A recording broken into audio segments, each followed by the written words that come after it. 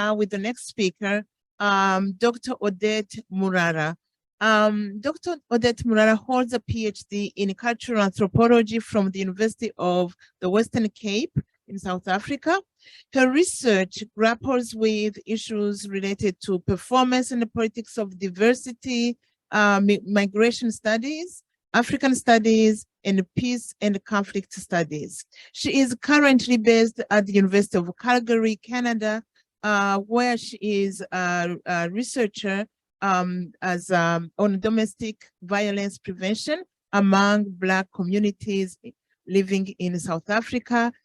And I'm sorry, I missed something here. Black communities in Calgary. That's where the research she's working on now is there. But she has done ethnographic research on the experiences of migrants from war-torn countries of the Great Lakes region living in South Africa, and is interested in advancing the scholarship of and on Rwandans' experiences of peace and insecurities or security within and beyond their home region. She is currently proposing a study on transgenerational conflict, focusing on Rwandan migrants residing in Southern Africa. Dr. Murara is an active member of the African Studies Association, Canadian Association of African Studies, and Women, Peace and Security Network in Canada. Thank you so much. Please help me welcome Dr. Murara. Thank you. Can you hear me? Yeah, thank you so much for having me, and thank you everybody for wonderful presentations. Today, my title is on Genocide in Rwanda, Beyond Time and Space.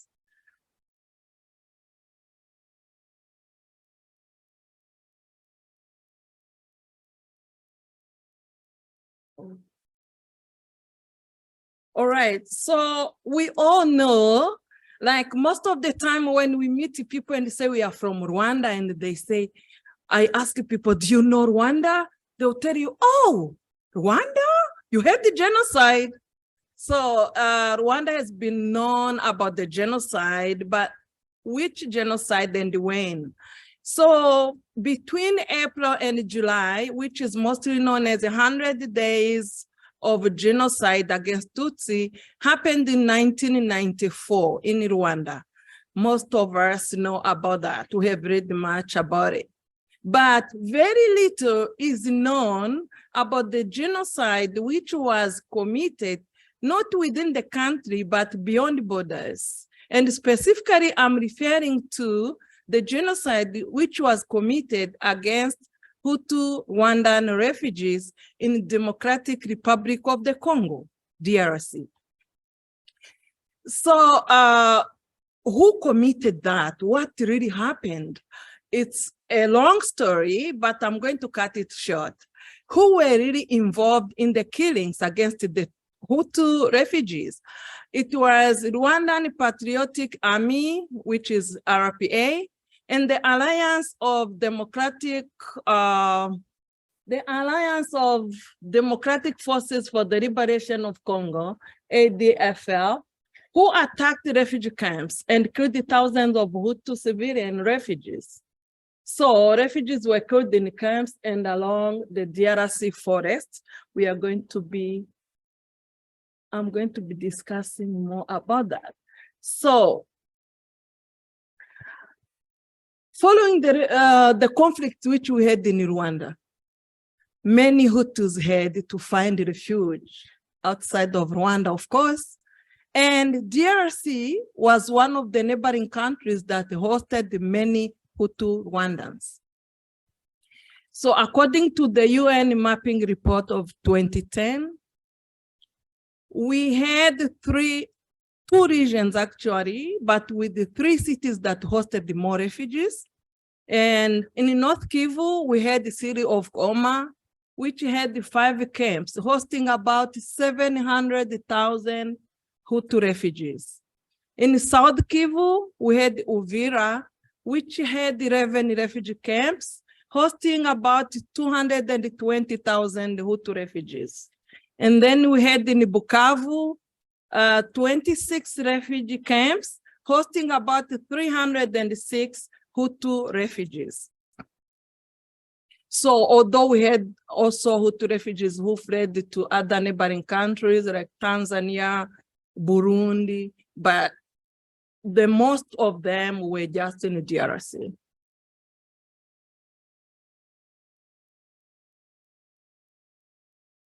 Oh.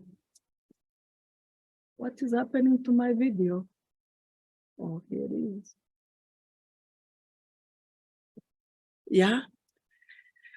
Okay, so we are going to watch a short video. It should be 3 minutes long, just to have an idea of how many people killed. But anyways, even according to the UN report, they don't really know the exact number of people who were killed. So these are just estimates. Oh, it can play?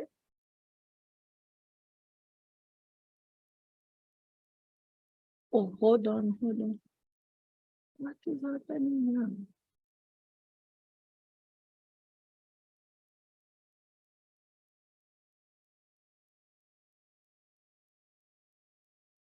Can you play from the computer?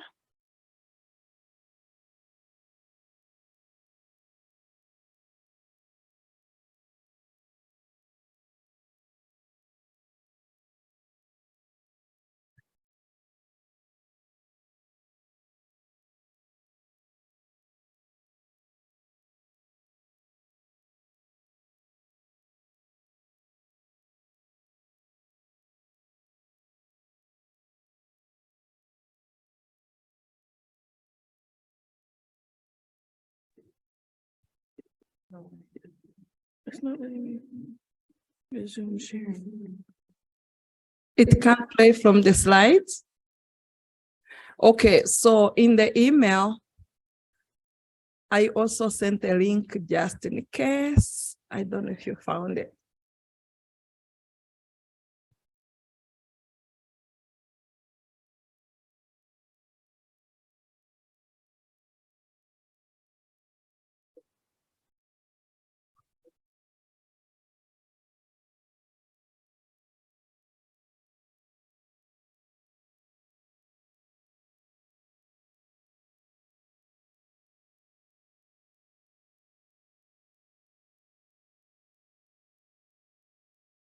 Okay.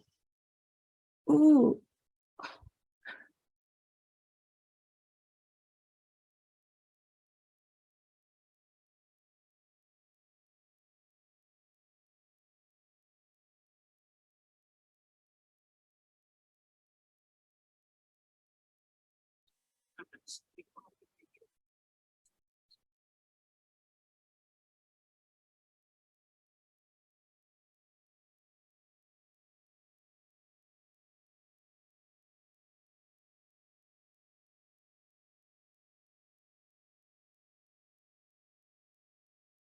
In Kabare and Walungu territories,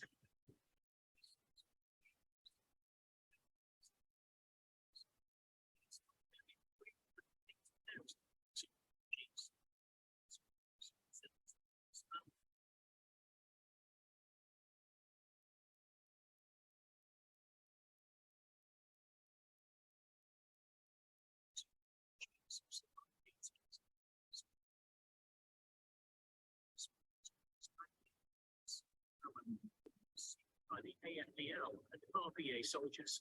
Hutu refugees were subjected to systematic attacks in each location where they were identified by the AFDL and the RPA. The massacres often began with a trick. Refugees would be invited to meetings on the pretext of discussing their repatriation to Rwanda. Those who attended the meetings were killed. The UN mapping report cites the cases in Uvira territory, where 550 Hutus were killed. Bukavu territory, where 800 were killed. And in Shabunda territory, where 180 Hutu were killed. It is estimated that more than 9,300 Hutu refugees were killed in South Kivu alone from October 1996 to March 1997. The AFDL and the RPA also attacked Hutus who had found refuge in North Kivu. There were more than 700,000 Rwandan refugees living in 5 camps located around the city of Goma. In October 1996, Kiyumba and Katale camps, which hosted nearly 400,000 refugees between them, were bombarded with heavy weapons by the RPA, killing an unknown number of Hutu civilians. Some survivors headed in the direction of Nasisi, while others tried to reach the Mugunga camp. Those who survived and remained in the camps were killed by the AFDL and the RPA soldiers when they finally entered the camps. Having taken control in Goma in November 1996, the AFDL and the RPA fired indiscriminately with heavy weapons in Mugunga camp, which held over 156,000 refugees, and the surrounding area, killing an unknown number of Hutu civilians. More than 5,800 Hutu refugees were killed as a result of the shelling of the refugee camps located around the city of Goma by the AFDL and the RPA. The UN Secretary.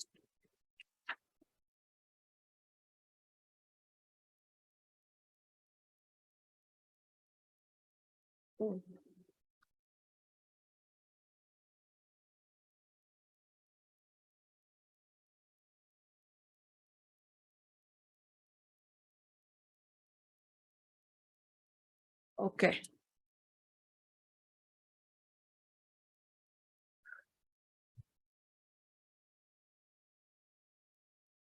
The technology is challenging us here.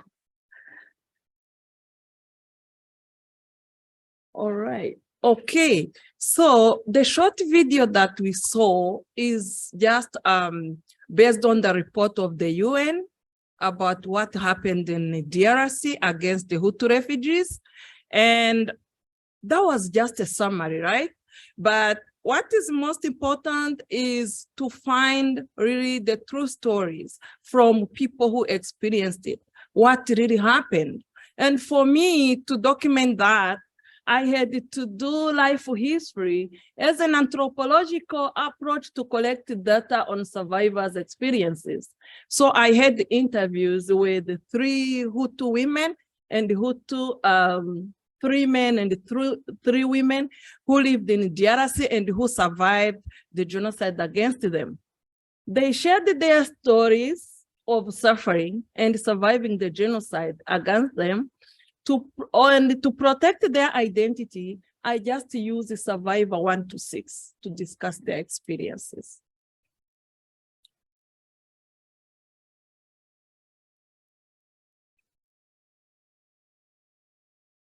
Oh.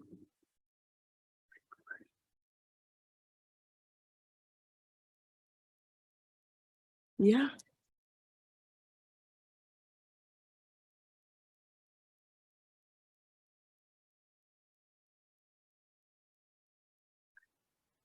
Okay, that's fine. So we see from this image, those were Hutu refugees who were just walking in the forest, running away from the killings. Because how it started, like I said at the beginning, the camps were destroyed. So when they were destroyed, Hutu refugees had no choice but to flee, and they had to run through the forest. And those images, according to the UN mapping report, they were taken showing how refugees were going through the forest in April 1997. So when you talk to these Hutu survivors, they always refer to inzirandende, meaning tough or long journey, because they had to journey for so many years before some died, while others were just repatriated by force back to Rwanda. So here I have stories of different survivors. They just narrate their lives along the forest of DRC. One of survivors says, "It was so hard for us. We were hungry, thirsty, tired, and afraid of death. We walked month and month in the forest, not knowing where to go, sometimes getting lost, going back to where we were coming from. Another survivor says, many people died along the way, mostly children, pregnant women, elderly, and the sick, including my own parents and pregnant big sister. Then another one shares the story. I lived with my uncle because my parents were killed before we fled to Congo. Along the way, my uncle with the other men were asked to go for a quick meeting on how to repatriate us. He never came back. Then another story is from a Hutu survivor who says, I left my wife in the Congo forest because she was pregnant with our third child. She was tired. She said goodbye to us because soldiers were shooting on us. She wanted us to at least save our two kids, 11-year-old daughter and 3-year-old son by then. Because of hunger and exhaustion, the 3-year-old son died along the way. I only survived with my daughter till now.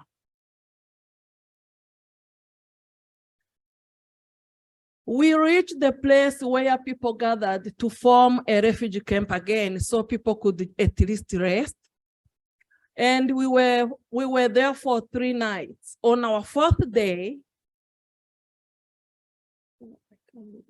on our 4th day, the camp was attacked by soldiers and slaughtered people. My husband and I had gone to look for water.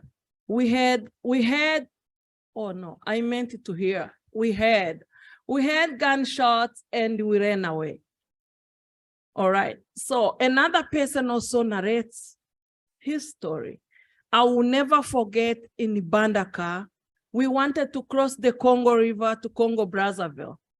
Many people were gathered wishing to cross to Brazzaville. Amongst us, there were soldiers who dressed like civilians, and they started calling people to enter the boat. They pushed the people to hurry up so they can go to a safer place away from the shootings. Those who were more energetic, mainly youth, jumped faster and filled the boat. The moment the boat took off, it was bombed, killing everyone on the boat. And another survivor says, at a time, I could not walk, and my husband carried me on his back. Later, he could not manage to carry me anymore. Then he wrapped grasses on my feet to be able to walk. My feet were swollen, cracked with wounds. So all these stories were collected from Hutus who lived in the Congo forest for more than a year. Most of them passed away because they couldn't take it anymore because of hunger, thirsty, exhaustion, leave alone being shot. So all these stories, they are narrated by people who survived, but who still carry some unhealed wounds with them. Because according to their stories, they lost one or more relatives. And not only they also survived, but they also have to really live a very harsh, bad life along the Inzirandende, the tough way. So this image shows what most of the narrators have been saying. They were like, we will never forget that tough journey. We will never forget the suffering we had in DRC. Then this makes me now come to this slide to say, so they were being killed by RPA, Rwanda Patriotic Army. But how were they not seeing that they are with the army and maybe strategize in a way? But then I came to realize that actually the RPA itself had strategized to make sure that they really kill these Hutu refugees. So one of the strategy, they dressed like civilians, so you couldn't tell who is who. And they also, their killings were also organized in a way. They misled the refugees from the right way, directing them to where RPA troops were. So, you know, I just narrated a few stories here, but the stories I heard from people, they are so many. So along the forest where they are lost, there were people from RPA who were just telling them, no, you are taking a wrong way, take that direction. But they were directing them to where they were killed in mass. Another strategy was they were inviting them to the meetings, and whoever went to those meetings never survived. They were also, like we saw, they were hiring boats and encouraged the Hutu youth to cross the river, because they know if we push people to just run away, the stronger ones, the energetic ones, will be the ones to fill the boat faster. And these are the future Hutu generation. So it was easier to kill so many Hutu youth through that strategy. And then what also comes out of the interactions I had with the survivors, the RPA seek the help from villagers to kill Hutus, calling them collectively the genocides. So according to their stories, when they were in the midst of the forest, they met Congolese who don't even know what is happening in the world, because they were in the middle of nowhere. And it was easier for RPA to tell these people, hey, the people we are chasing, you know, are killers. Help us to kill these people before they do any other mess. So, in other words, these refugees were attacked by RPA itself and also by the head of villages.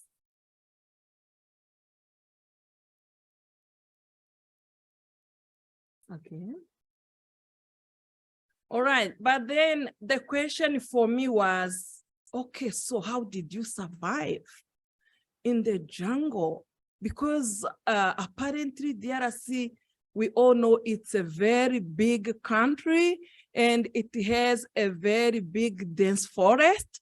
And those forests, there was no food, there was, you know, it was just genocide against the people who are already, you know, who are already struggling, all right? Who are already, you know, dying of hunger and everything. But then I was asking myself, how did you cope? How did you manage to survive? And one of the, you know, one of the interrogators for me is my relative. And I was like, I want to hear the true story. How did you survive?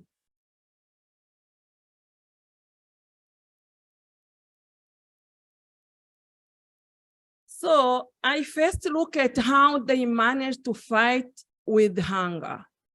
So my relative herself was telling me, if I didn't have the kitenge on me, the kitenge is an African print which women, you know, wrap over their hips. And she was like, if I didn't have a pair, I wouldn't survive. Why?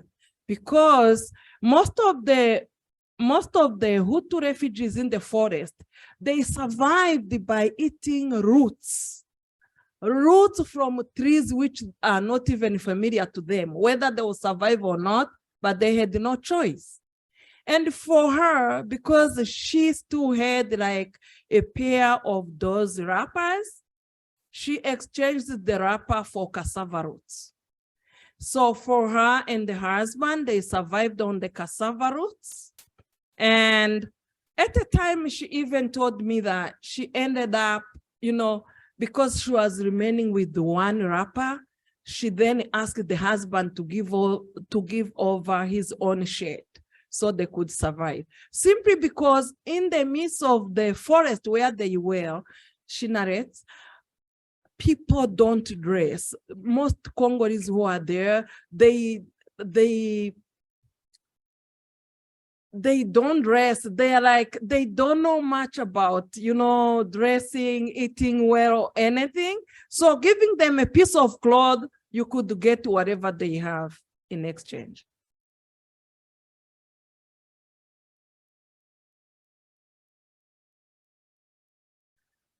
But then the other question was, okay, so people died, yes, young ones, elderly, because of hunger, because of exhaustion, and others survived because they have a piece of cloth or anything.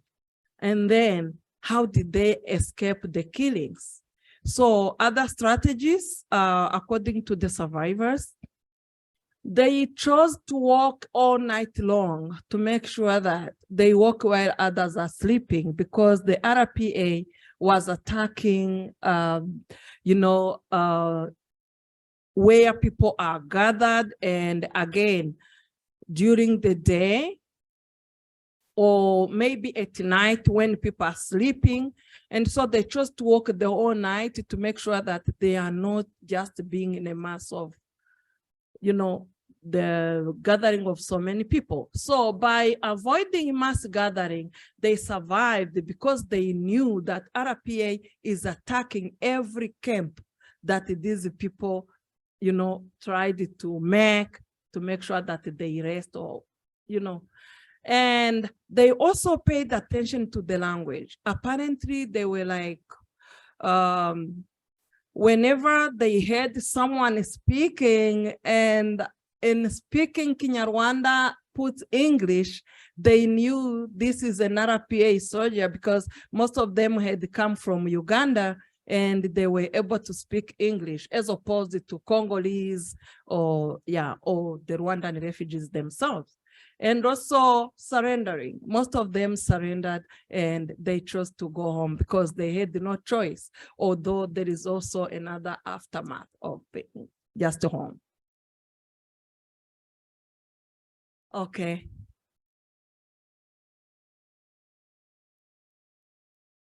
All right, I'm actually done. All right, so all the presenters have been talking about reparations, but I like the idea that before we talk about reparations, someone should be held accountable, someone should just acknowledge the wrong deed and everything. So what I would just say here, the world really has to know about the genocide that was perpetrated against the Hutus in order to prevent it from happening again. People are tired of just hearing genocide against Tutsi, and Hutus who passed away are even more than Tutsis who really passed away. Hutus need the space to remember their loved ones killed in Rwanda and beyond the borders. UN has a role to play in recognizing this. Individual survivors, like most of the presenters said, they really need the space to tell their stories. When we talk about truth and reconciliation, we should remember that those labeled perpetrators have also been victims. Those responsible for the genocide against the Hutu refugees in Congo should be held accountable and brought to justice. And that should be the end of my presentation. Whoever wants to just read more about the genocide against the Hutus, the UN mapping report is available, and also survivors have written books to just tell their stories more. Thank you so much.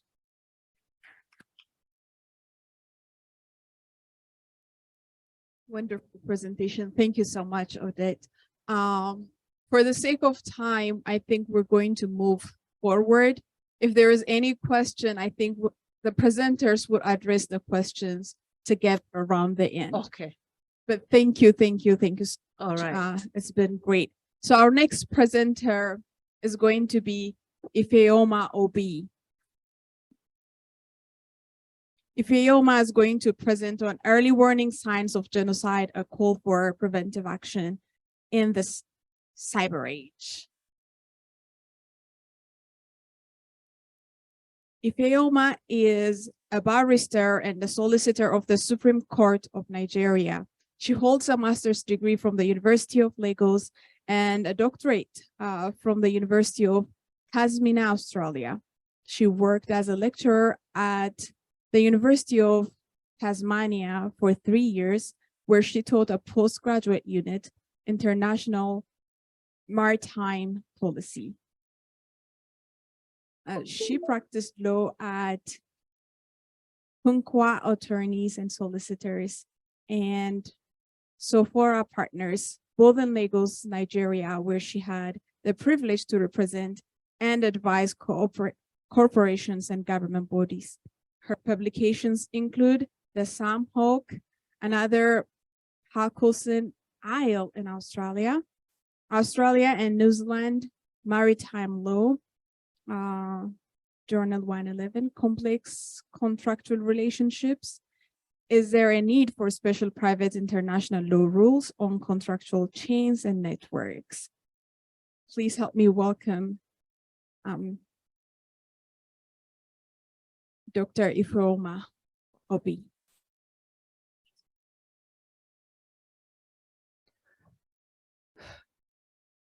Can you hear me? So sorry, I mispronounced your name. Yeah, it's Ifeoma Obi. Thank you for this platform. I want to thank all the speakers and also the participants for your insightful presentations. This is good morning from Australia. So I've been up all night. So if you see me blinking, please forgive me for that. Before I want to say that I wish to acknowledge the traditional owners of the land on which I am presenting from, which is the Wanjuk people. I pay my respect to the elders past, present, and emerging. My slide, I don't know, please can you put up my slide?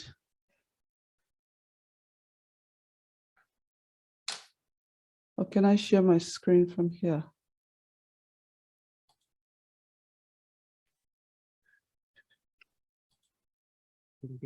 We can see it here.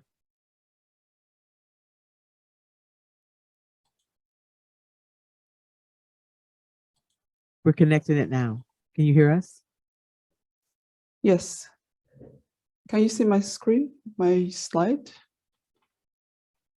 We see them, but we're trying to understand why you can't see them. We see them. Oh, really? I can see them.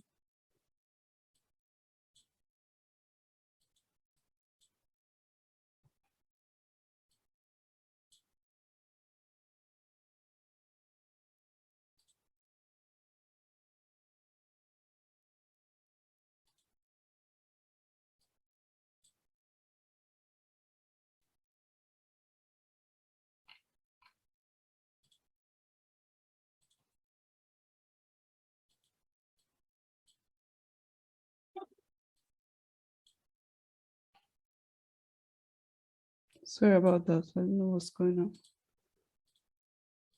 Oops.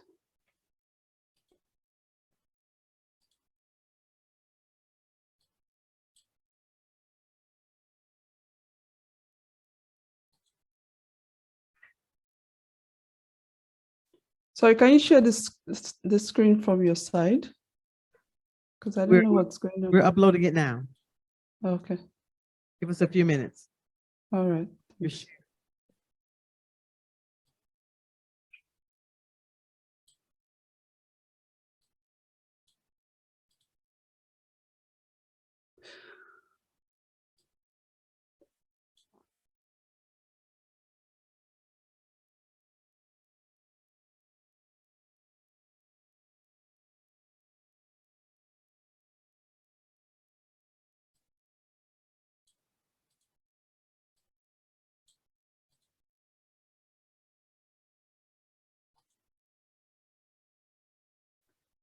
Well, I think I can just start speaking now. So I'm speaking on the early warning signs of genocide, a call for preventative action in the cyber age.